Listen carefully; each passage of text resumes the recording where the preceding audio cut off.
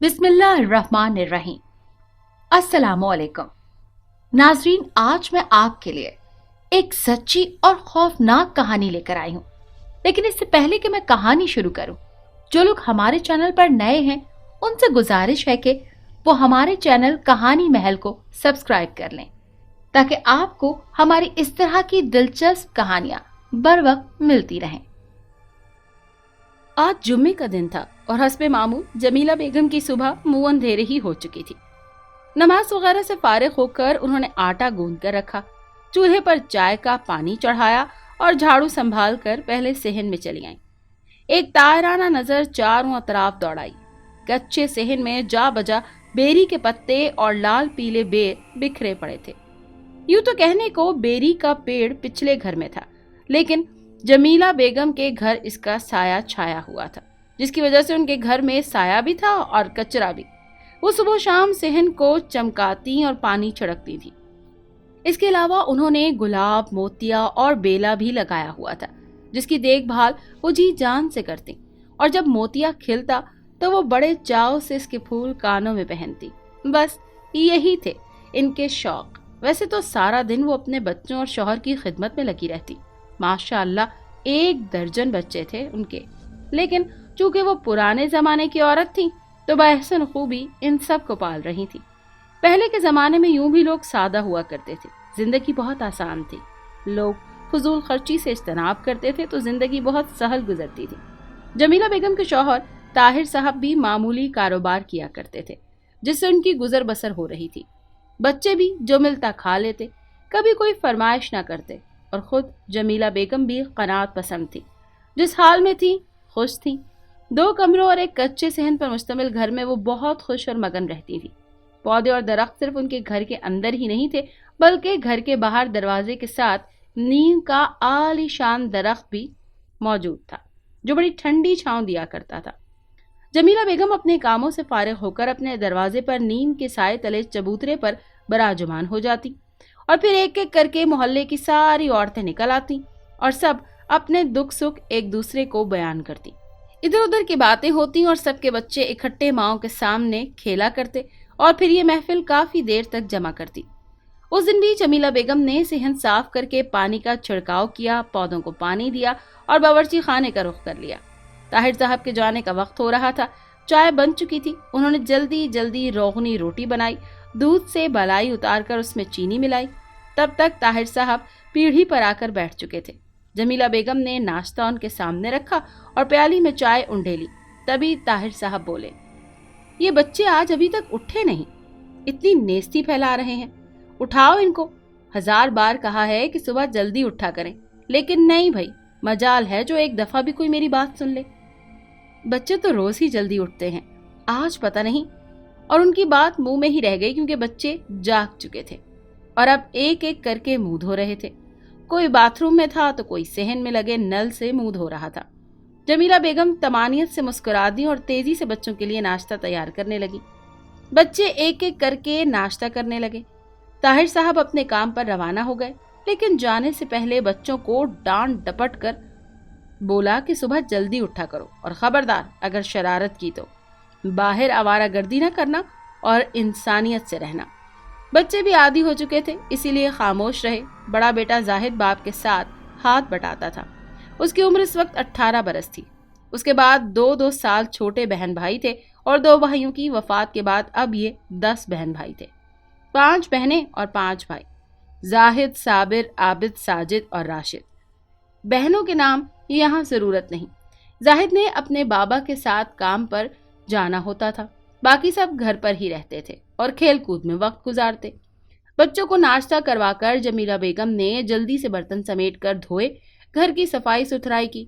आज खाना सबको इकट्ठे खाना था, क्योंकि जुमे की नमाज अदा करके ताहिर साहब भी घर आकर बच्चों के साथ खाना खाते थे। खैर, सब कामों से फारिग होकर जमीला बेगम ने खाना तैयार किया। सब ने नमाज से फरागत के बाद खाना खाया। ताहिर साहब अपनी दुकान पर लौट गए और जमीला बेगम किचन समेटकर बाहर नीम के साए तले बैठक जमाए आ बैठी। रफ्ता रफ्ता सारे दरवाजे खुलने लगे और देखते ही देखते सारी मोहल्ले की औरतें जमा हो गईं और उनके बच्चे भी आ गए। औरतें अपनी अपनी बातों में मगन हो गईं और बच्चे मिलकर खेलने लगे।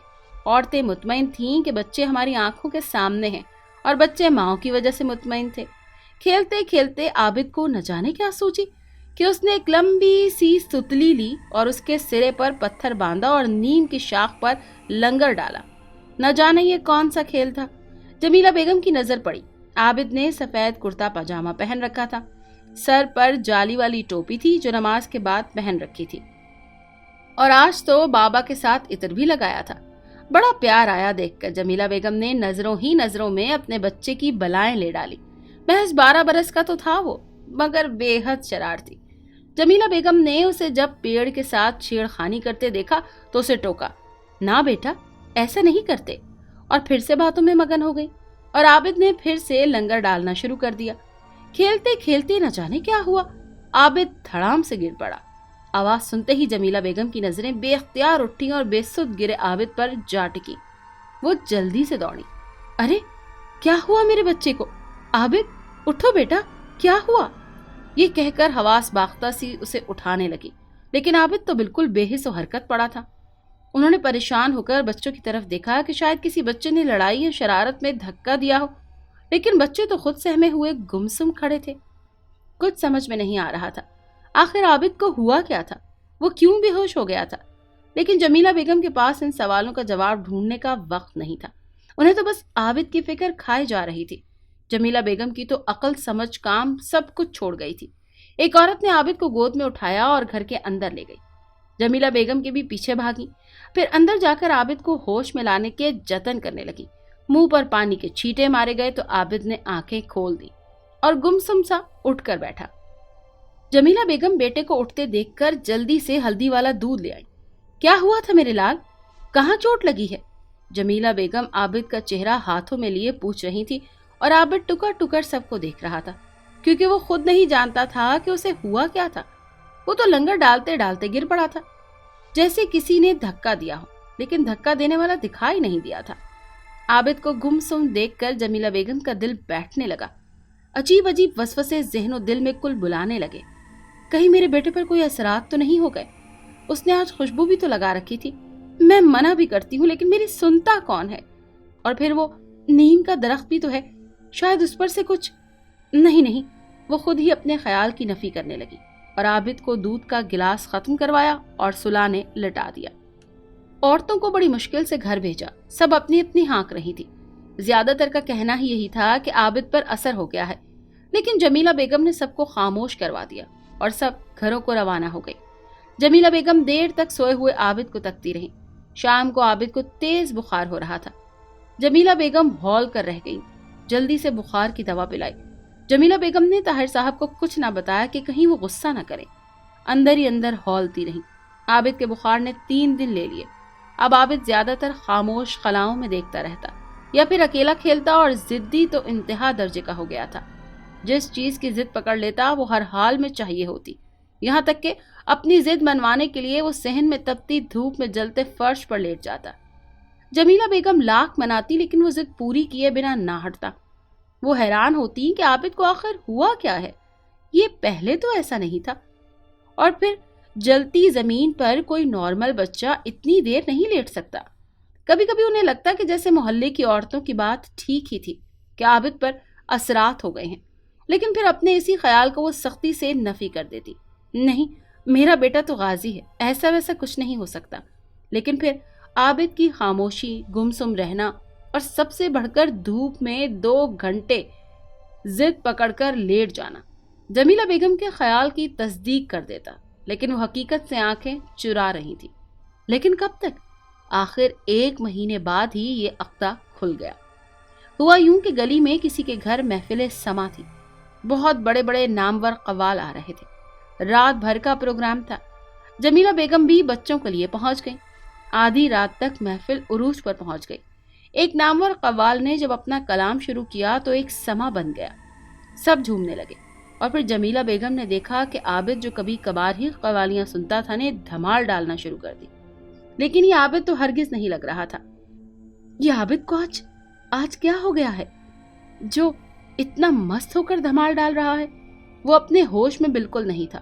لوگ قوال پر پیسے برسا رہے تھے اور جمیلہ بیگم ایک ٹک عابد کو تکتی جا رہی تھی۔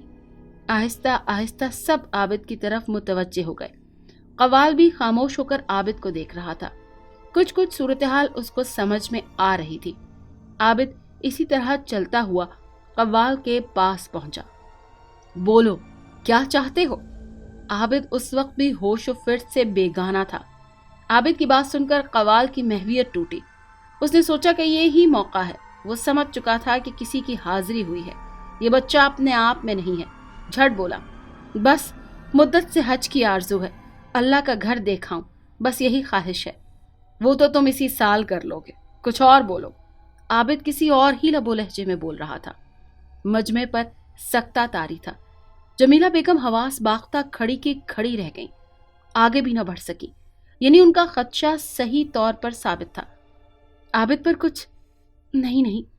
कव्वाल ने जल्दी से बढ़कर आबिद के हाथ थामकर चूम लिए, रोने लगा। बस मुझे कुछ और नहीं चाहिए। अगर आपका कुर्ता मिल जाए तो यही पहनकर हज करूंगा। कव्वाल की ख्वाहिश निराली थी। आबिद ने अपना कुर्ता उतारकर कव्वाल को थमा दिया तो कव्वाल ने हिम्मत करके पूछा, अपना नाम तो बता दीजिए। आबिद ने कहा, हम हमीद बाबा हैं, ठट्ठे वाले। अगला महफिल समा तुम्हें ताहिर के घर करना है, जुमेरात के दिन। ये कहकर आबिद बेहोश हो गया। जमीला बेगम दौड़ी, अरे कोई पानी लाओ, देखो मेरे बच्चे को क्या हुआ है। पानी के छींटे मारकर उसे होश में लाई तो वो बिल्कुल नॉर्मल था, जैसे कुछ हुआ ही ना हो। हाँ, कव्वाल की दुनिया बदल चुकी थी।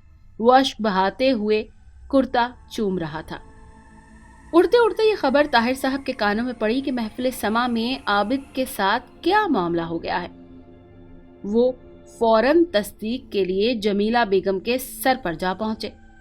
जमीला बेगम ताहिर साहब से बहुत डरती थी, सटपटा गई, लेकिन फिर सच्चाई बताए बिना चारा ही नहीं था, सो बताना पड़ा।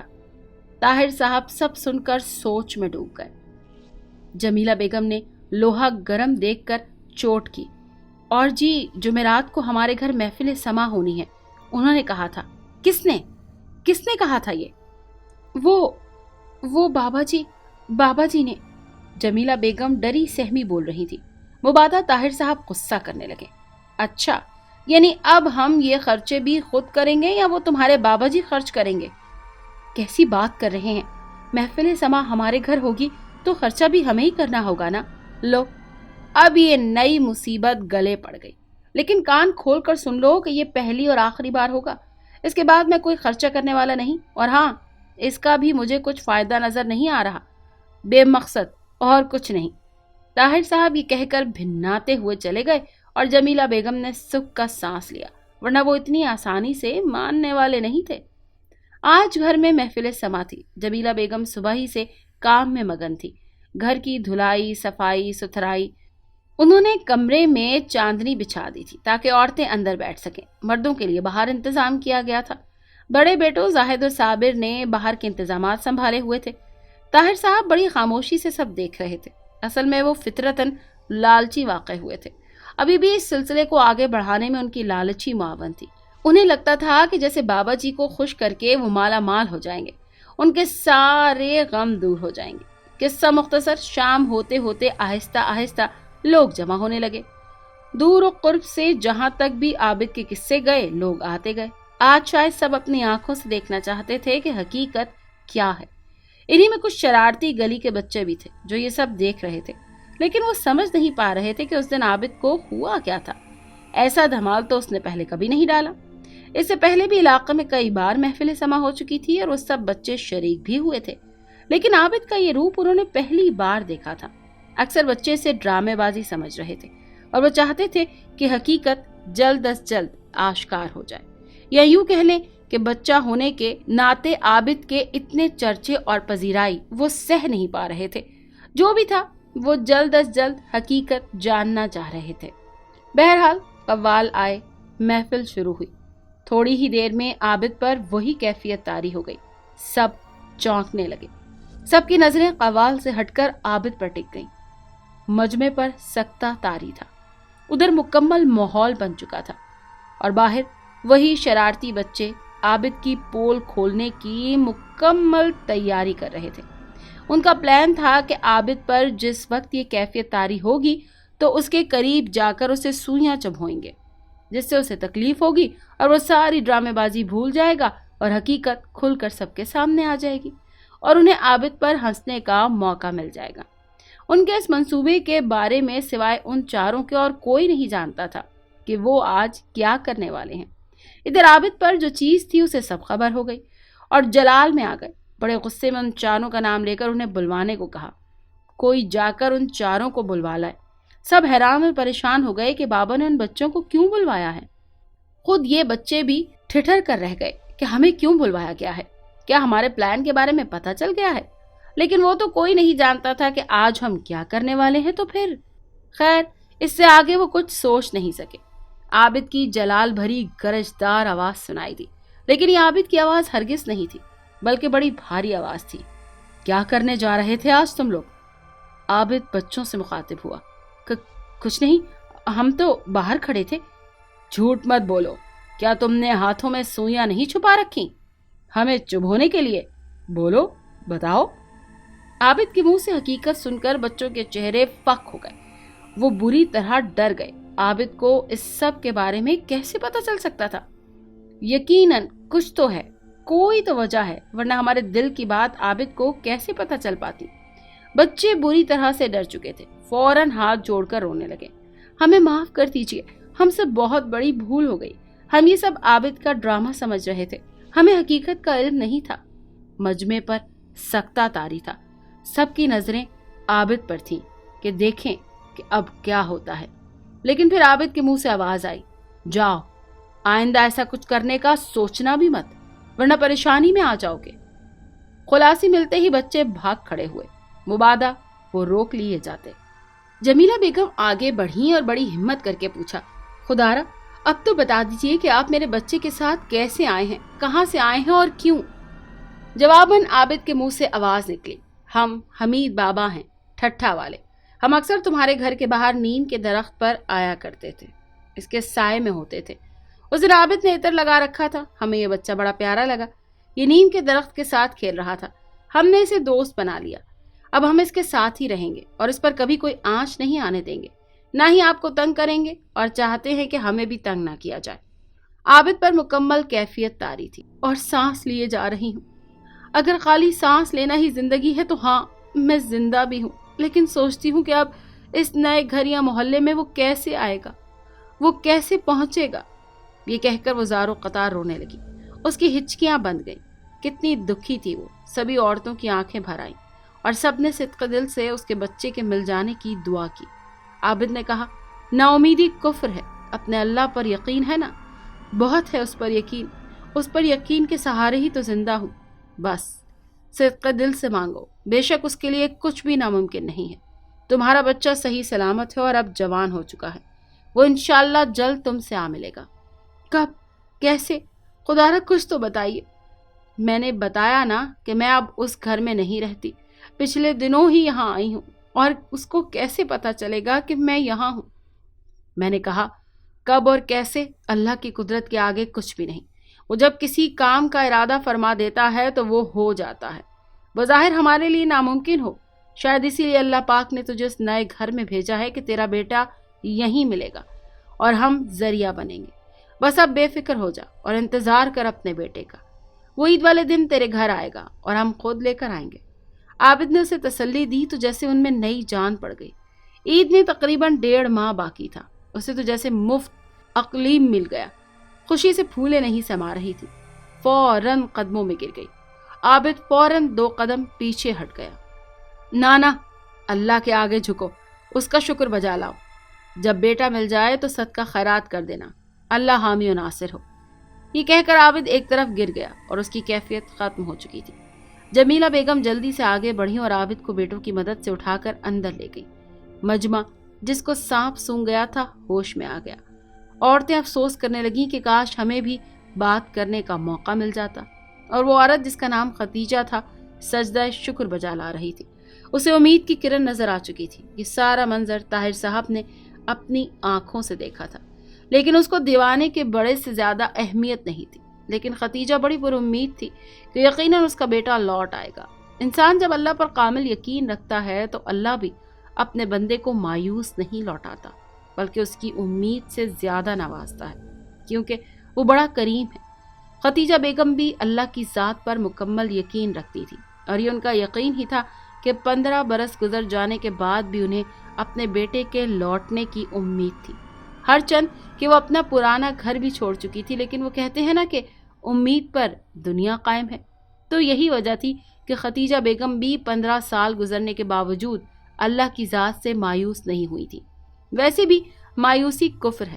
وہ جانتی تھیں کہ اللہ کی قدرت وسیع ہے، جو چاہے کر سکتا ہے۔ پھر یہ تو کچھ بھی نہیں تھا اس کی قدرت کے آگے۔ دن گزرتے جا رہے تھے اور ختیجہ بیگم کا یقین ٹوٹنے کے بجائے بڑھتا جا رہا تھا۔ انہیں پختہ یقین تھا کہ ان کا بیٹا عید والے دن ان سے آ ملے گا۔ کب، کیسے اور کہاں سے، یہ سب وہ نہیں جانتی تھی۔ بس انہیں پتا تھا کہ اب ان کی ممتا کو قرار آ جائے گا، اور ہوا بھی یہی۔ عید والے روز ختیجہ بیگم حسب معمول سویرے ہی سے بیدار ہو کر رب کے حضور سجدہ ریز ہو گئی۔ کتنی ہی دیر سجدے میں گر کر آہذاری کرتی رہی، گڑ گڑاتی رہی، اے میرے پروردگار، تو جانتا ہے یہ 15 سال میں نے کیسے گزارے ہیں۔ میں جانتی ہوں ایک ماں ہو کے میں اپنے بیٹی کے لیے جتنا پریشان ہوں، پھر تو 70 ماؤں سے زیادہ اپنے بندوں سے پیار کرتا ہے۔ مجھے یقین ہے میرے بچے پر کوئی آنچ نہیں آئی ہوگی، کیونکہ میں نے اسے تیرے سپرد کر دیا تھا۔ بے شک تجھ سے بڑھ کر کوئی چاہنے والا نہیں، نہ ہی کوئی اور حافظ و نگہباں ہے، لیکن اب میری مامتا قرار چاہتی ہے۔ میں اپنے بیٹے سے ملنا چاہتی ہوں، اسے دیکھنا چاہتی ہوں۔ میرے مولا، میرے بیٹے سے مجھے ملا دے، بے شک تو ہر چیز پر قادر ہے۔ دعا مانگ کر ختیجہ بیگم مصلے پر ہی بیٹھی رہیں، ذکر کرتی رہیں اور روتی رہیں۔ ان کے شوہر بھی ان کی بے قراری دیکھ کر سمجھ رہے تھے، لیکن خاموش رہے۔ وہ ان کی تڑپ جانتے تھے۔ پورے 15 سال انہوں نے صبر کیا تھا، کبھی اپنے رب سے شکوہ نہ کیا تھا، لیکن اب وہ بڑی بے قرار تھی۔ انہوں نے پوری رات ختیجہ بیگم کی بے قراری دیکھی تھی۔ وہ پوری رات سو نہیں سکی تھی۔ فجر سے پہلے انہوں نے شیر خورما بھی تیار کر لیا تھا، ان کے بیٹے کو پسند جو تھا۔ آج 15 سال بعد انہوں نے عید پر اہتمام کیا تھا۔ مصلے پر ہی نہ جانے کتنی دیر گزر گئی، کمرے میں سوائے سانسوں کے کوئی اور آواز نہ تھی۔ دونوں ہی خاموش تھے کہ اچانک کھلے دروازے پر دستک ہوئی۔ ختیجہ بیگم دوڑی، کیا دیکھتی ہیں کہ ایک نوجوان لڑکا ہے اور ساتھ ادھیڑ عمر عورت اور مرد ہیں۔ شاید دونوں میاں بیوی تھے۔ ختیجہ بیگم تو نوجوان لڑکے کو تکتے جا رہی تھی اور ان کے آنسو شدت سے بہنے لگے تھے۔ انہوں نے بڑھ کر اسے سینے سے لگا لیا تھا، کیونکہ وہ نوجوان کے ماتھے پر چوٹ کا نشان پہچان گئی تھی۔ یہ انہی کا بیٹا ذیشان تھا۔ کتنا بڑا ہو گیا تھا، لیکن ختیجہ بیگم کی اولاد تھا، اور ان کے لیے اپنی اولاد کو پہچاننا مشکل نہیں تھا۔ میرا بچہ ذیشان، تو کہاں تھا اتنے سال؟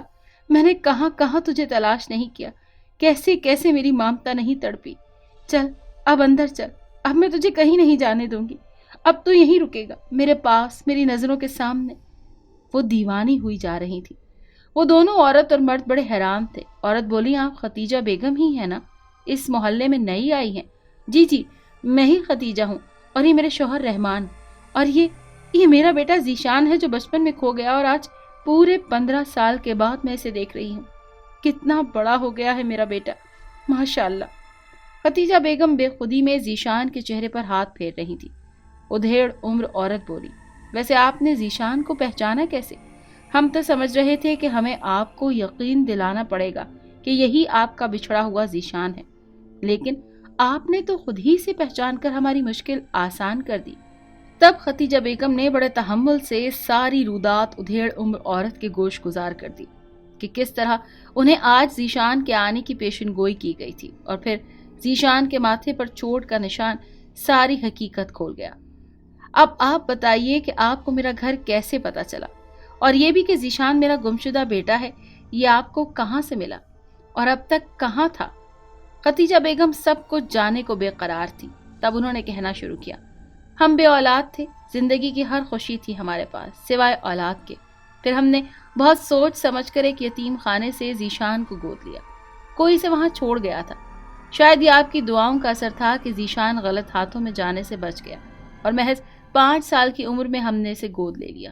ہم نے اسے پڑھایا، لکھایا، اچھی تربیت دی۔ پھر تقریباً 1 مہینہ پہلے ایک بزرگ میرے شوہر کو ملے۔ وہ خود چل کر ہمارے گھر آئے تھے۔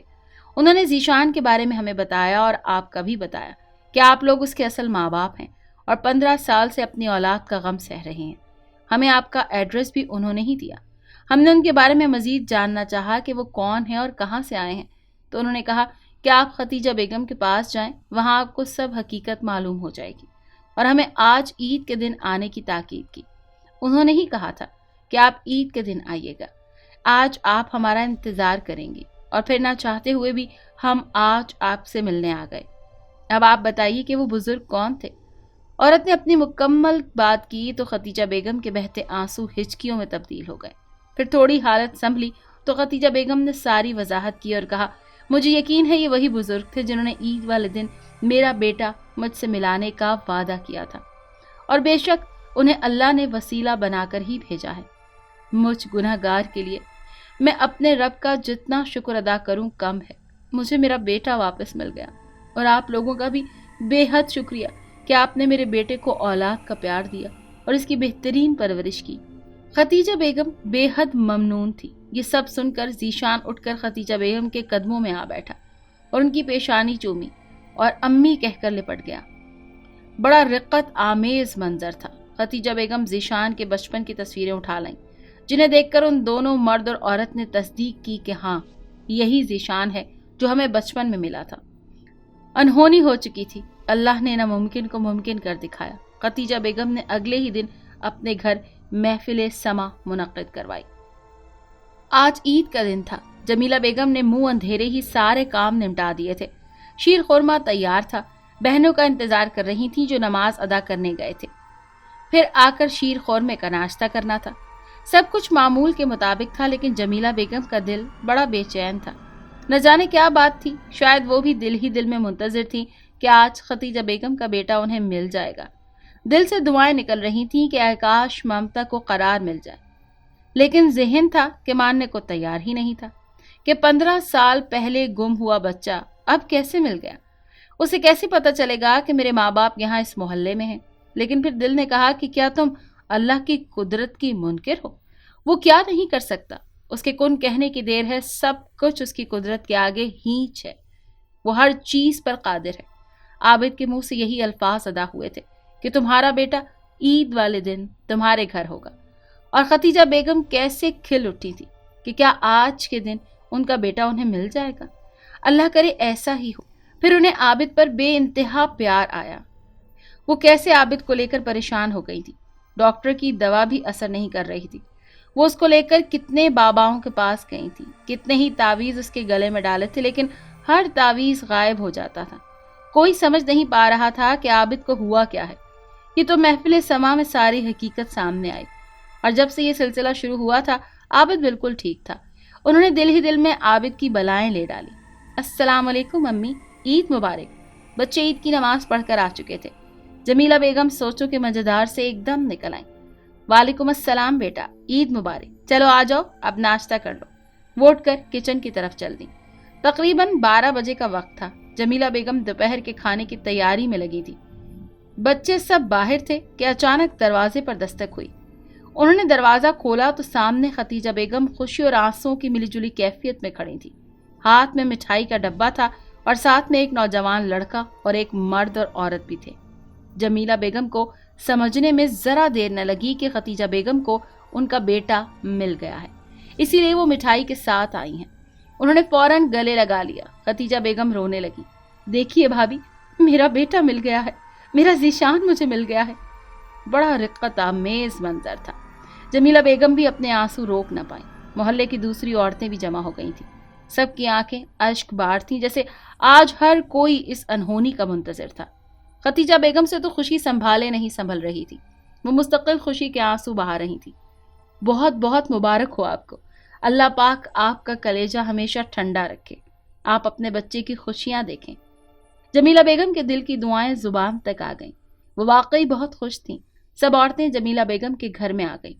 ختیجہ بیگم نے سب کو مٹھائی کھلائی۔ اس محلے کی یہی خاصیت تھی کہ یہاں خوشی ہو یا غم، سب مل کر بانٹتے تھے۔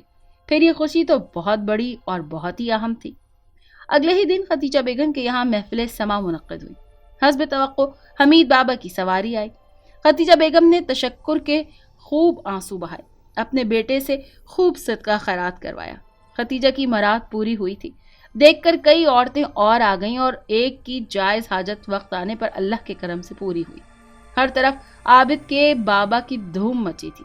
लोग दूर दराज से आने लगे थे। जमीला बेगम को हुक्म हुआ था कि अपने घर में महफिल समा मुनक्किद कराएं। जमीला बेगम बहुत परेशान थी क्योंकि उनके पास इस बार वसाइल की कमी थी, लेकिन वो ये बात बरमला कह नहीं पा रही थी। सोच सोच कर दिमाग फटा जा रहा था। जैसे जैसे महफिल समा की तारीख करीब आ रही थी, उनकी जान निकल रही थी। फिर इन गुजरते गए। अब सिर्फ 2 दिन बाकी थे और जमीला बेगम खाली हाथ थी। बिलाखिर थक हार कर बड़ी हिम्मत जमा करके जमीला बेगम ने ताहिर साहब के आगे दस्ते सवाल दराज किया। वो जी, मुझे आपसे कुछ बात करनी थी। हाँ कहो, क्या बात है? वो परसों हमारे घर में महफिल समा है, कहकर खामोश हो गई। हाँ तो फिर? जमीला बेगम ने थूक निगला और फिर बोली, दरअसल मुझे कुछ पैसों की जरूरत थी तो मेरे पास फालतू पैसे नहीं है। जब देखो दावतें लंगर करती रहती हो, तुम एक एक काम क्यों नहीं करती? ये जो तुम्हारे बाबा हैं, इनसे ही कहो ना कि वो तुम्हें महफिल समा के लिए पैसे भी दे दिया करें। उनकी ही ख्वाहिश पर ये प्रोग्राम हो रहा है ना, तो भाई वो खुद ही करें खर्चा भी।